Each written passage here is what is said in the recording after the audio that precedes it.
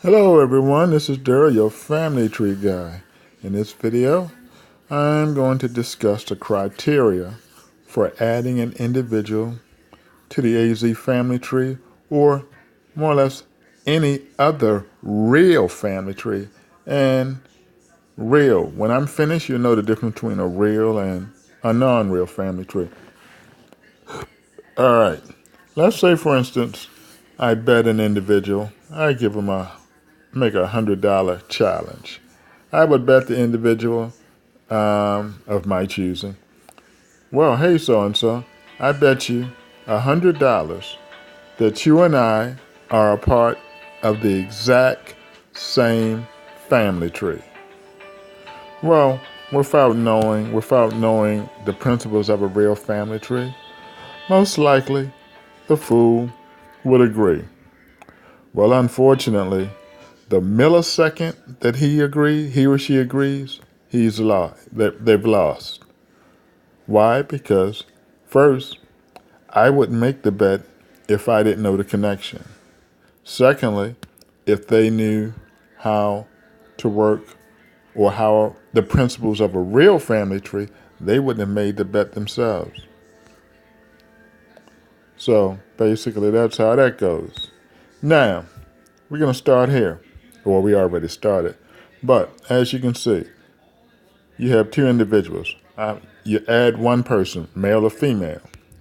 When you add that person, let's say yourself, your cousin, your husband, so on and so forth, automatically, even if you don't know, you generate multiple slots, father, mother, children, and a slot here, more or less for other individuals, spouses, ex-spouses, so on and so forth. Again, even if you don't know, these slots exist. Now we're going to go to the example. All right. Here is the example. Again, this is you, number one, or the individual. Well, for every individual you add as a number one, you automatically generate a slot for number two, the spouse, number three, the biological parent, number four, biological mother, five, all ex-spouses, six, all future spouses or ex-spouses, seven, all past baby mamas, eight, all current baby mamas, nine, all future baby mamas, should be 10. Next would be all past baby daddies. Then it would be all current baby daddies. Then it would be all future baby daddies. You got it? Then you have the children. All past or deceased biological children. All current biological children. All future biological children.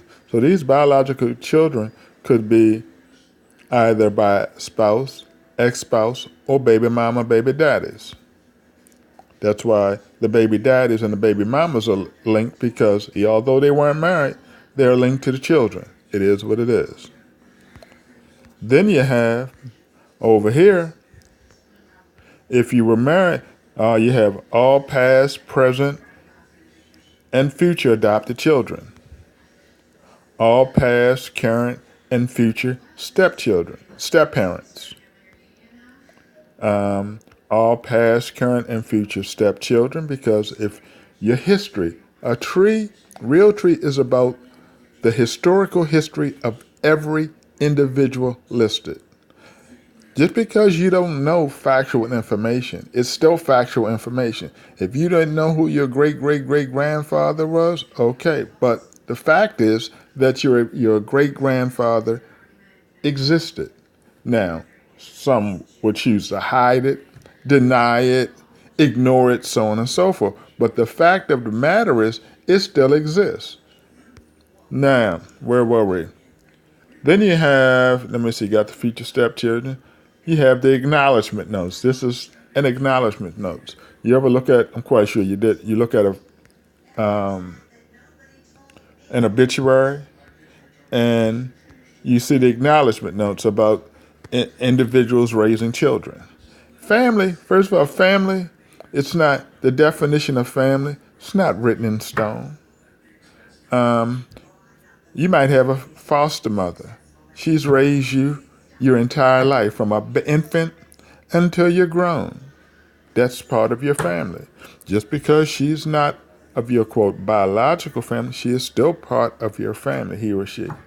Your grandmother might be your grandmother, but your grandmother, like it or not, she's part. So again, it's not written in stone. Nowadays, especially in the United States, men can marry men, women can marry women.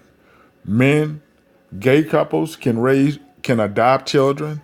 Lesbian couples can adopt children. Things are changing. And again, it's not written in stone. Now, there are some countries where it's forbidden, so on and so forth. But again, it's not written in stone. So, as you can see, all of this, and what's remarkable, when you add one name,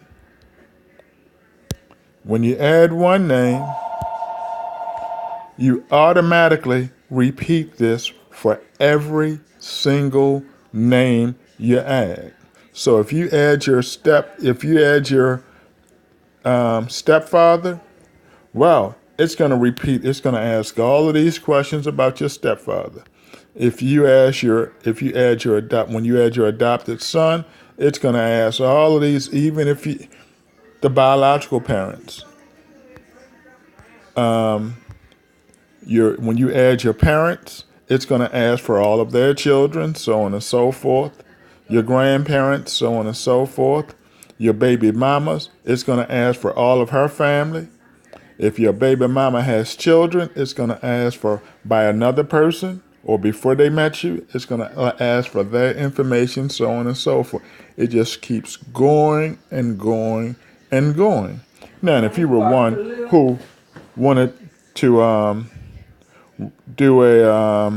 work on a pedigree, that's more or less one or two names, calling it a day. That's not a real family tree. So basically, that's it. Any questions or concerns? And in the future, if you see me and I bet you that $100, of course you won't bet because now you know. Enjoy your day.